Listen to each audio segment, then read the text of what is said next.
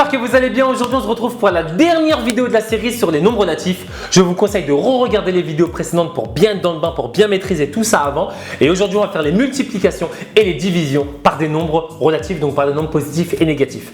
Ça a l'air de faire peur aussi, mais en réalité, c'est pas compliqué. Je vais vous donner toutes les astuces pour bien maîtriser tout ça. C'est parti. Si je vous dis 3 fois 2, 3 fois 2, tout le monde va me dire que ça fait 6. Par contre, si je vous dis 3 fois moins 2, là, on rentre dans une impasse. Alors, je vous le dis tout de suite, 3 fois moins 2, ça n'a rien à voir avec 3 moins 2. C'est 3 multiplié par moins 2. Quand vous multipliez par un nombre négatif, tout de suite déjà, quand il y a un moins, il vous suffit de compter le nombre de signes négatifs. Il y a combien de moins ici? Il y en a un seul, c'est négatif. Je mets un moins. Et ensuite, 3 fois 2, ça fait 6, donc ça fait moins 6. Dans ce cas-là, quand est-ce que ça fait moins, quand est-ce que ça fait plus? Eh bien, quand il y a un moins, c'est négatif.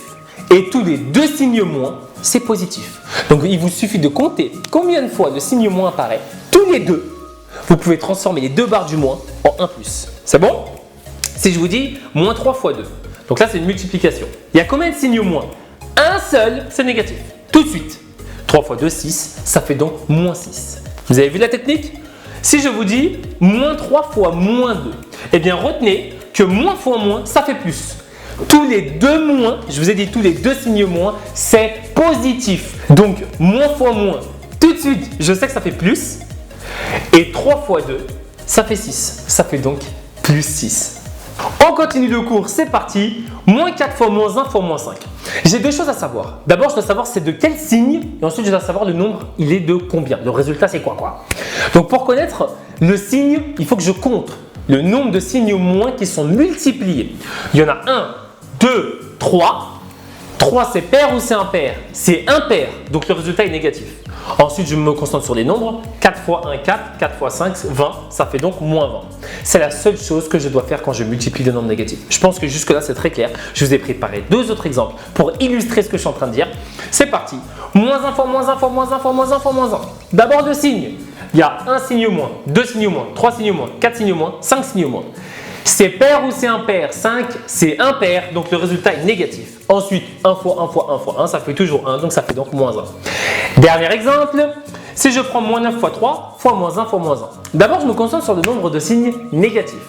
Il y en a un qui est multiplié, 2, 3. 3, c'est pair ou c'est impair? C'est impair, donc le résultat est négatif. Et ensuite, je multiplie les nombres sans tenir compte des signes, puisqu'on a déjà mis le signe.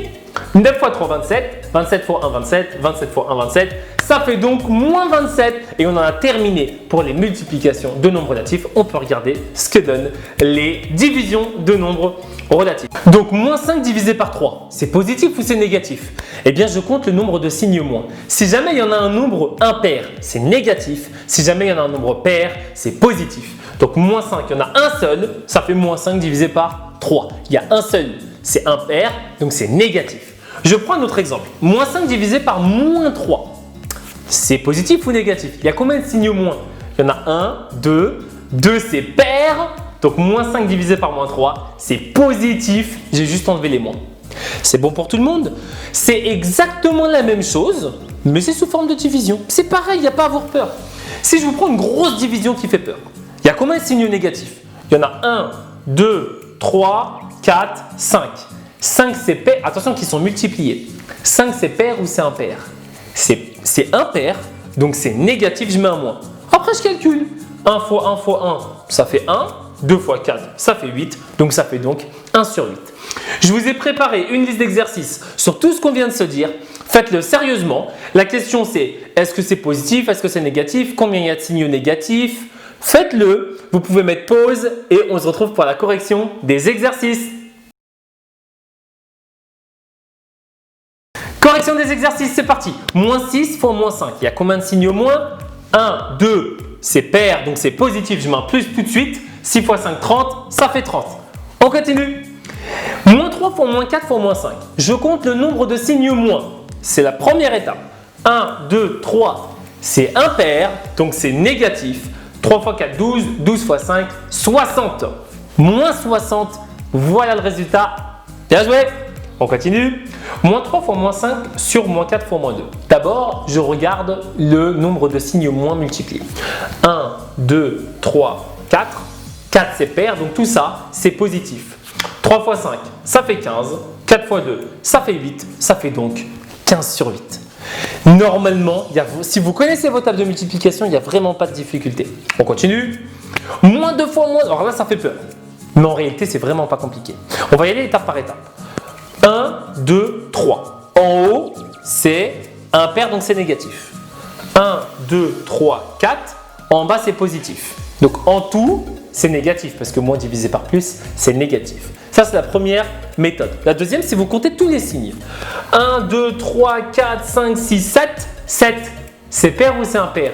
C'est impair. Donc tout ça, c'est négatif. Voilà. Vous ne pouvez pas vous tromper. Ensuite, 2 fois 1 fois 1, ça fait 2. Je mets 2. 4 fois 2 fois 1 fois 1, 4 fois 2, ça fait 8. 8 fois 1, ça fait 8. 8 fois 1, ça fait 8. Ça fait donc moins 2 sur 8. On a fini pour les exercices. Ça n'est pas plus compliqué que ça. Merci à tous d'avoir suivi ce cours sur les nombres relatifs. N'hésitez pas à partager, à liker, à vous abonner. On se retrouve pour la prochaine vidéo. Merci à tous.